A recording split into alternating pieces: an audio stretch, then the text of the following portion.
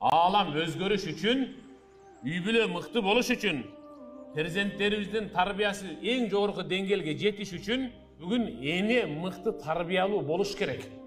Мен өзгөрүшүм керек турбайбы деп кечээки көк халатты алмаштырып кызыл халат кийип алган менен өзгөрүш болбойт.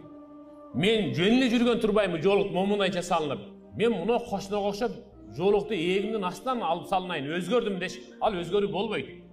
Жолукту башка эмес, жолукту биринчи жүрөгүңөргө салгыла. Жол этегиңерди мейли узарткыла, бирок жүрөгүңөрдүн этегин узарткыла.